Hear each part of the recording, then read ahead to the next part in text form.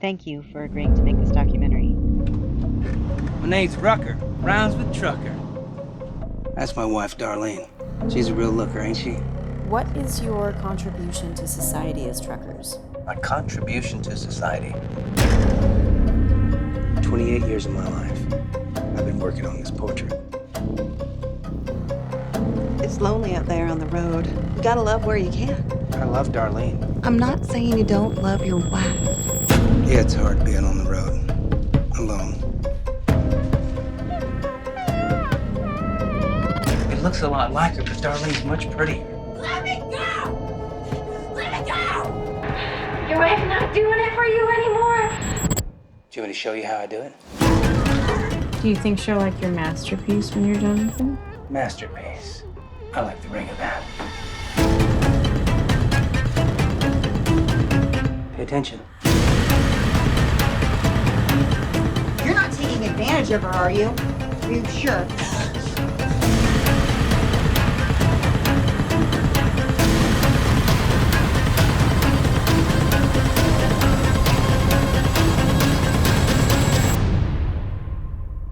Rucker Trucker.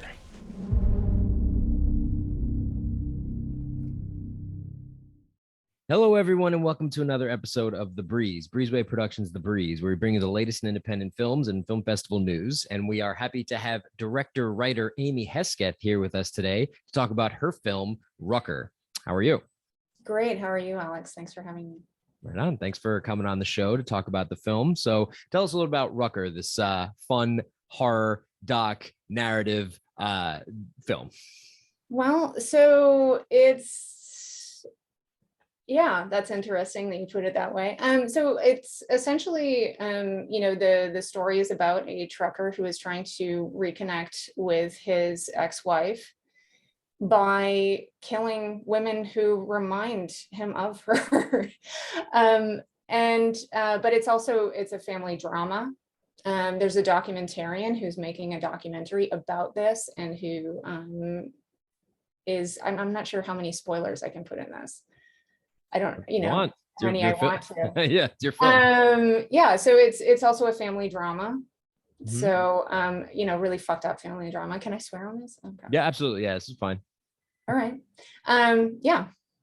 Okay, very nice. So I know the saying is writers write what they know. Is there any concept to that within this film, or how did you put this project together in terms of script? Wow. Okay. Yeah, definitely. There is a lot of me and my family, and cycles of violence in my family that are present in the film. Definitely. Mm-hmm. Yeah.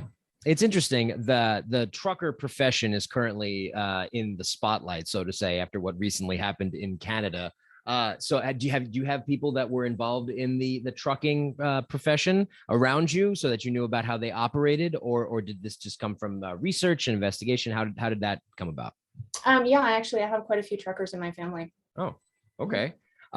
So when I was talking about the style and format of it, you're introduced to the film in a documentary setting where, there's interviews to learn about your characters from an outside source, asking questions and things like that. Where did you come up with the formula to put the other elements about when it turns to narrative and then horror and then thriller and, different aspects that added to it?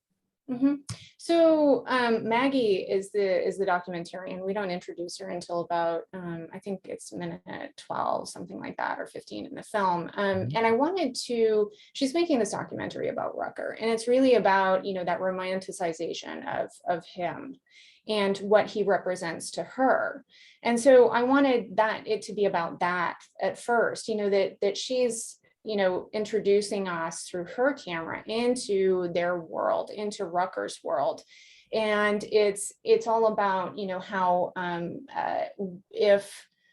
gosh, I keep getting into spoilers here. It's like, I don't know how to talk about it without spoilers, but she's romanticizing him for a reason, because he's an important figure in her life. And then, there's a moment where we flip the world. And we see Maggie, and she's introduced, and we see, oh wait, there's something else going on. This is not a documentary. This is something else. And it's at that point where it starts to escalate. because, you know, we realize, wait, this isn't what it appears to be. There's something else going on, that, you know, the truck is, we're spending a lot of time in that truck because the truck is a metaphor for Rucker himself. There is, you know, his cab that represents who he is to the outside world. You know, he crochets, and, you know, he thinks about his family a lot, and that's his home. And, you know, it's this wonderful, you know, fun, like he's a offbeat trucker, you know, and he hangs out with people who like him for who he is. And he's a really, you know, very, you know, open, cool guy.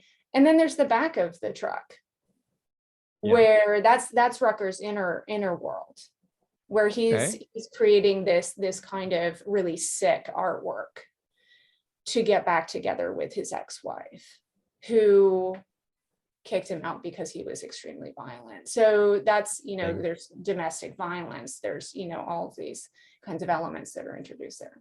Okay, I didn't look at it from a metaphorical aspect of seeing that the truck represents him. So that brings good clarity to showcasing what that truck means to him as a driver, because you have the sequence in the segment where he goes around the truck and shows how to take care of it, how to work with clients, and, you know, it's showcasing the life of a trucker for the first half of it. And a lot of that can be new information, because I don't know how the trucker life works. I don't know how they are on the road, and, you know, the personalities of all of them and their ideals and things.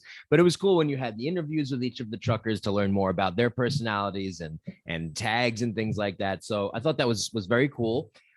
So your film stars Bobby C. King, who's in The Card Counter, and Slipknot lead singer Corey Taylor. How did you end up putting together your cast for this project? Because those are two really great names to have included in the project. So I didn't know either of them previously, but they worked on my spouse Aaron Drain's film Fear Clinic.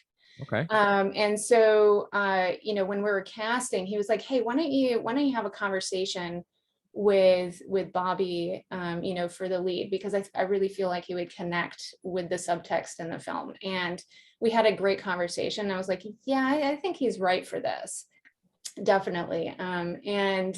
That was an excellent decision as far as I can see, because he really did. He connected with the subtext, and he really got a lot out of it as well, out of the performance. And then for Corey, I wanted someone who was, you know, for Taco Tuesday, who can also connect to that subtext. And he read the script and he was like, "Yeah, I get it. I'm on board. This sounds cool." Nice. And so we went for it. Yeah, I think that Bobby did a really great job showcasing his role as a trucker. I believed it. I thought that he was a real trucker while I was watching the first half of it, and then obviously it goes along the adventure that it does. And the final fun closing question that I have to ask, and I'm sure horror film enthusiasts might enjoy it, is how many gallons of blood do you think that you've used on this project? Wow, that's kind of a Steve Johnson question, right? Because he did the special effects, and he's a special effects guru. He did, was on The Abyss, and like tons of films. So I can say a lot, because I remember the line item for the shipping for the giant trunks of blood, because he mixes his own. Oh, wow.